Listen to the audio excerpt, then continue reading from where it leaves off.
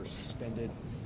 Is that making it public kind of set a tone of accountability with these guys? Well, I mean, if you do something wrong, there's a punishment that's involved in it. So that's the way we've always done it. If a kid's been the way I've always done it, so I don't know what was done here in the past. But if you're suspended, you're suspended. So are these all different violations? Is case by case type? Everything's situation? a case by case situation. Right. So and are any of these multiple game suspensions? There's 3: Boss, Devin, and Sosa. How many games are those? I don't know that. I'll get that for you. Okay. But they're multiple. Those 3 are multiple games. Is that why we've seen some of these guys who would project a little bit higher working with second, third strings more in practice? I don't things know. Like that? Well, you haven't really seen us work with any strings, have you? You've only seen some training formation sessions. drills. So, yeah, doesn't matter. And for training drills, it doesn't matter. We're just trying to get reps. So. Okay.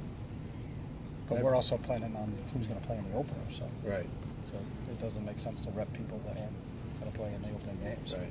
What about your starting quarterback? Is there still? Those 3 kids have really distanced themselves. So, we're still looking at that. But it's right again. I said every time I've been in a quarterback competition, it's happened organically. So, there's still some grouping there with those 3. So it'll be one of those 3 guys. And you're talking about Devin, Wilton, and Dorian. Yep.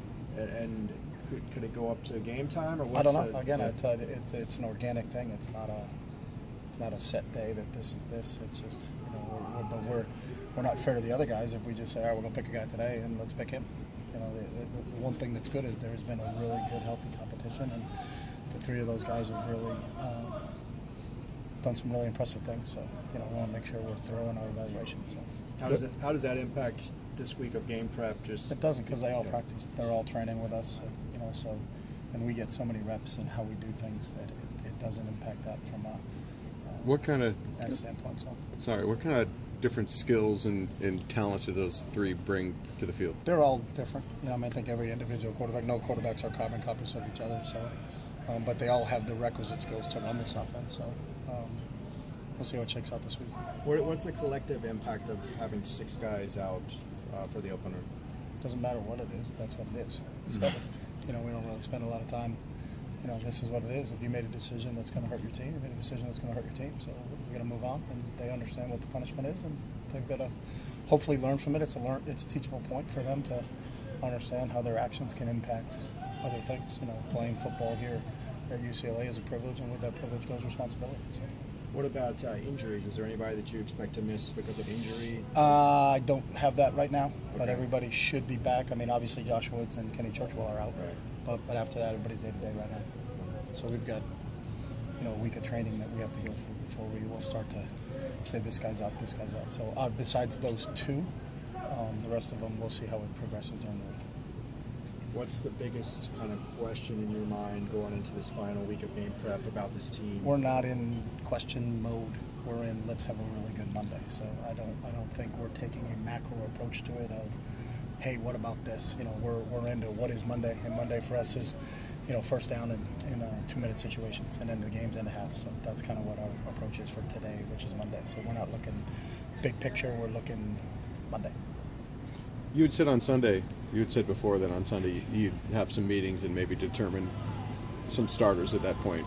Have there been some that have been determined that were with some spots that were open? We just released the depth chart, didn't we?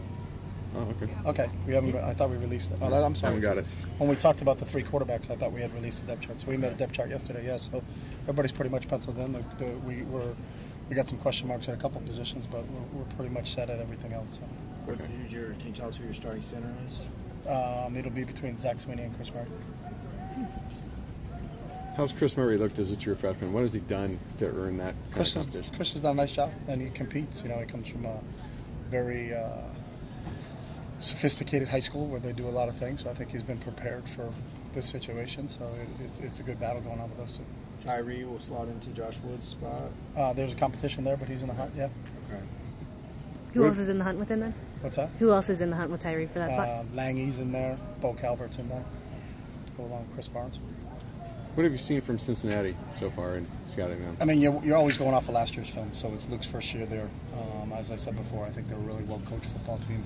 They present some problems schematically on both sides of the ball, and they play really hard. I mean, that's evident when you watch film. So when I see a team playing really hard, I see a team that is being coached really well. In finding someone to fill in for Josh Woods, I know you moved some outside linebackers inside.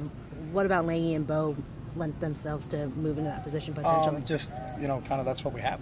So, you can't move them all in there. And Jalen and KLS were starting at the outside, so we had a little bit of depth at outside linebacker. So let's see where we are at inside linebacker after losing Josh. So, we'll see where those guys go during this week of training. Is running back Bolu and Josh Kelly?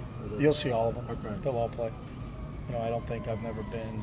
You got to have multiple running backs at the college level, and all of them have done a really nice job. And I'd expect to play 4 or 5 guys there. Anything else? Thank you.